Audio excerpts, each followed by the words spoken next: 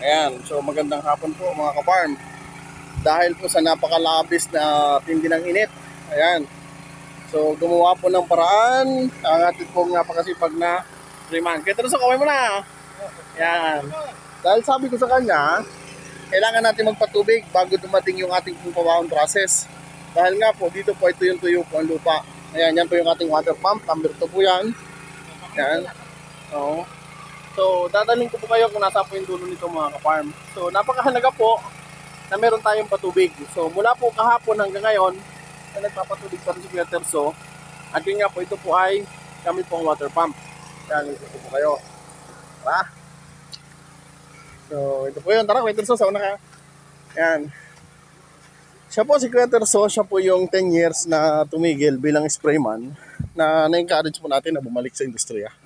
Yan. So, ito pong area namin na ito ay finance ng aming boss, Boss Antonio Vergara. At syempre, dating failure area na naisaayos natin nung nakaraan at naging maganda po yung ating production. So, ito, pinapakita ko po sa inyo kung paano po yung ginamit na sistema.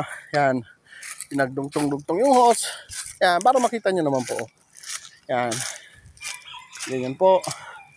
Kasi po, kahit po tayo ay magpabao ng maayos, kung wala pong masipsip na tubig yung atin pong mga puno, ay wala din po tayong mabubuong mga butil. Pangalawa, ang pollinator po kailangan ay nandyan sila after po natin na makapagpabaon. So iniiwasan po natin yung ilang mga cases katulad po ng mga ibang mga nagme-message sa atin, bakit po ang bulaklak namin ay walang nabubuong butil. Una, dahil po sa sobrang init. So, Kuya Terso, walang ulan dito, wala. Labis ang init. Ayan po. Patay na po ang damo niyan. Ayan, patay na po ang damo niyan. So, ilang minuto, Kuya Terso, sabi ko sa iyo sa bawat puno? 10 minutes. Ayan. Yan po ay powered by, ayan po, powered by po ng ano yan, ng number 2 na water pump with 5 horsepower. With 5 horsepower po na makina. Ayan. Dahil po nakalutang po ang mga ugat nito, mga creators, ito rin po yung ginamit namin noong nakaraan na nakadocument. Dahil po sa nakalutang po ang ugat niyan, sabi ko po, dyan na po sa mismong puno. Ayan po. Sa mismong puno na po kailangan pagdilig niyan. Dahil, ang ugat po niya, nasisip-sip, ayun pong malapit sa puno, yung parang anim po ay mga buhok lamang. Yung tinatawag po natin na mga hair roots. Yan, nandyan po yan. At nung nagpadilig din po ako ng paklo kay Kuya Terso dito, di ba pinagpaklo kita Kuya Terso? Saan mo dinilig yung paklo? Sa mismong puno? Sa mismong puno, di ba? Ayan. Dahil nga po sa nakalutang yung ugat. Ito po ay bilang pagpapatunay ko sa inyo na bago po tayo magkandak ng pabaon, hanggat maaari po ay nakapagdilig tayo mga kaparm. Dahil napakahalaga po na yung atin pong mga puno, kapag nagkaroon po siya ng tinatawag natin na pre-bloom going to full bloom, kailangan po ay meron pong masisip-sip na nutrients. Number 1 po yung water, yung tubig. Kasi nga po, itong mga puno na ito ay nakapatong po sa adobe. Tama kuya? Adobe po ito, kaya po lutang na yan. Yan. Tuwing umuulan po yung nakakadkat, ito po ay adobe na po ang ilalim nitong ano na to, itong kinatataniman po ng mga mangga na yan. Adobe na po yan. Yan. So si Kuya Terso po ay pangalawang araw po na nagdidilig. Mula po kahapon after na makapag-spray kami nung isang araw. Ayan. Ang sabi ko po sa kanya, huwag tayong manghihinayang sa gasolina, ang kailangan natin ay tubig. So, sabi ko nga po, 500 isang araw, kasya. Yung gasolina natin. So, pangalawang araw.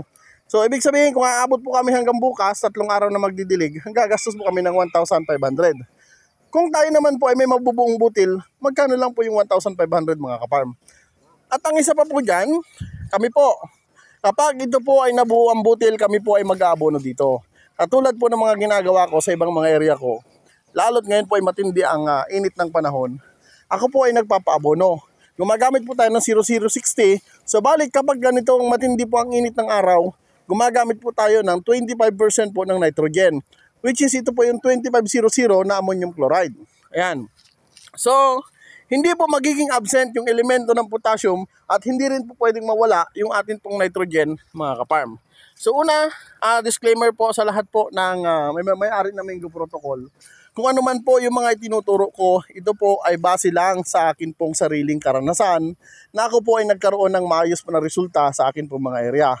Ulitin ko po, ang lahat po ng ibinabahagi at tinuturo ko ay base sa aking actual farming practice na akin na pong nasubukan sa akin pong sarili pong pamamaraan. Disclaimer po, anuman po ang inyo pong mga proseso, inirerespeto ko po. Ang kailangan po natin ay respetuhan. Kadalasan po, ang mga ginagawa po natin ay tinatawanan nila yung proseso, pero nagugulat po sila pagdating sa dulo sa nagiging resulta, mga kaparm. Diba, Kuya Terso, nung nakaraan? Ayan. So, yan si Kuya Terso po, makakapagpatunay na nung nirehab ko po ito, siya po ay balungkot. Wala na siyang pag-asa, ayaw na niyang magmangga. Pero nung nakita niya po ang resulta kung paano po natin ito tinutukan, anong masasabi mo, Kuya Terso? Wala akong masasabi sa'yo. Ayan. Kita-kita mo talaga sa bunga noon. Ayun. So, ito po ay failure area. At yan po ay nakadocument yan sa ating pong YouTube channel.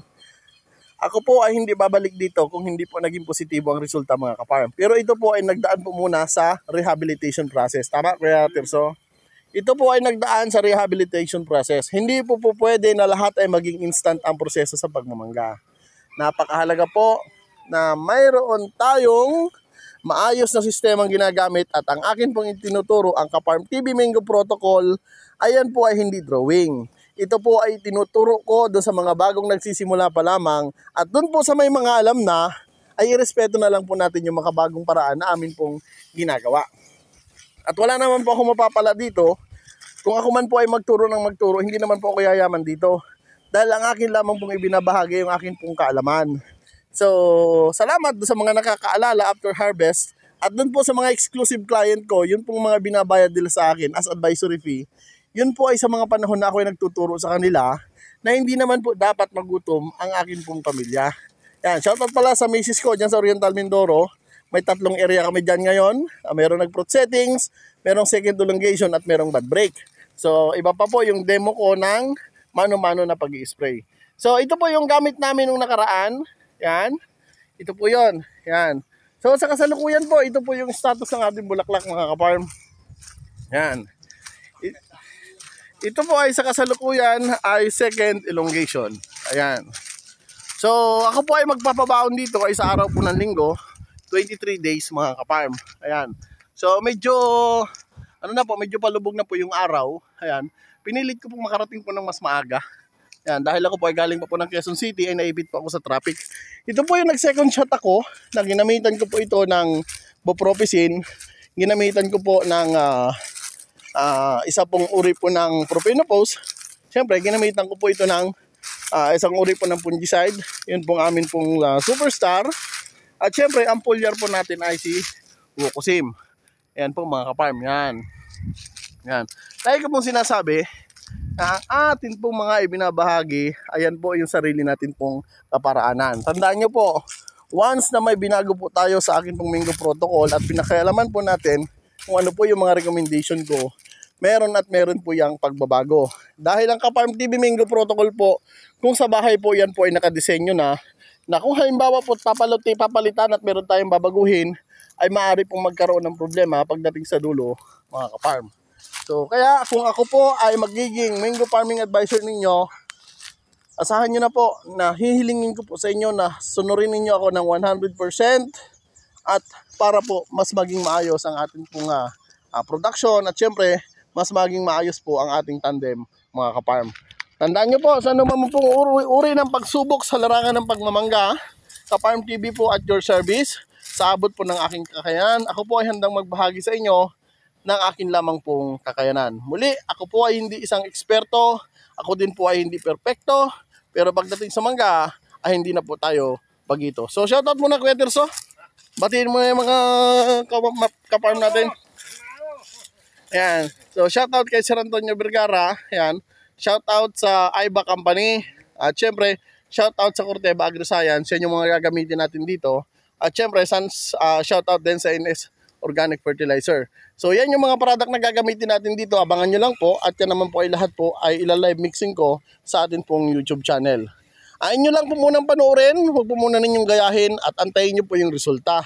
Ulitin ko po, antayin nyo po muna yung resulta bago nyo gayahin. Hindi ko po hinihingi na gayahin nyo kaagad kung ano po yung akin pong mga ginagawa, mga kaparm. Kasi nga po, ang Kaparm TV ay to see is to believe. Muli, happy farming mula dito sa Dasmariñas, Cavite. Nag-iisa pong inyong ka-farm. I love you all.